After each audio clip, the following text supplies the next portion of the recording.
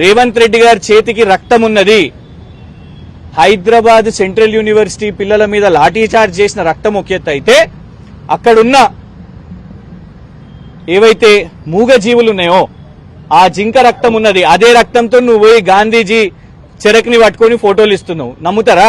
చెట్లు నరికిన తర్వాత 3 జింకలు ఎటు పోవాలన్నా, గోపానపల్లి దిక్కు పోవాలన్నా, ఇంకేటన్నా ఉరకాలన్నా, ఎటు దిక్కు పోవాలనో అర్థం కాని జింకలను ఇవాళ రేవంత్ రెడ్డి గారు పంపించిన కుక్కలు చంపేస్తున్నాయి. మరి వాటి మీద ఏమన్నా కేసు అయిందా? సల్మాన్ ఖాన్ అనే నటుడు ఒక జింక మీద వేట చేసిండని ఆయన మీద 30 సంవత్సరాల నుంచి కేసు నడుస్తున్నది. మరి ఇక్కడ 3 జింకలు ఇప్పుడు చనిపోతే దానికి బాధ్యులు ఎవరు?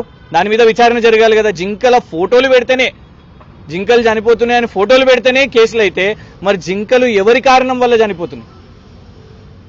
మేమన్నాం జింకలు ఉన్నాయని, మమ్మల్ని కాదండి, సుప్రీంకోర్టు జడ్జి గారు పంపించిన హైకోర్టు రిజిస్ట్రారే చెప్పారు, లిఖిత పూర్వకంగా చెప్పారు. జింకలు చూసినాము, నెమళ్ళు చూసినాము, 100 ఎకరాలు నరికేసిన చెట్లను కూడా చూసినామని.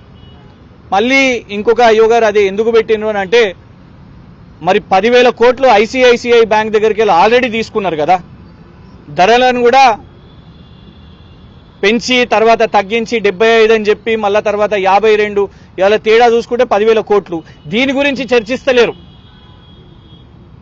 అసలు ఇది పెద్ద ల్యాండ్ స్కాము, దాని చర్చ జరగొద్దు. ఇందులో 10,000 కోట్లు ఎందుకు తగ్గినాయి? ఆల్రెడీ ఐసిఐసిఐ బ్యాంక్ దగ్గర ఒక అడవిని ఇలా సుప్రీంకోర్టు కేసు దేని మీద పెట్టింది? పేరు కంచగచ్చిబౌలి ఫారెస్ట్, దాని పేరు మీద ఇవాళ కేసు నడుస్తున్నది. కానీ దాని గురించి మాట్లాడకుండా ఆర్టిఫిషియల్ ఇంటెలిజెన్స్ అనే అనుముల ఇంటెలిజెన్స్ చెప్పింది ఏంటంటే ఆర్టిఫిషియల్ ఇంటెలిజెన్స్ మీద చేయాలని. ఇలా అల్టిమేట్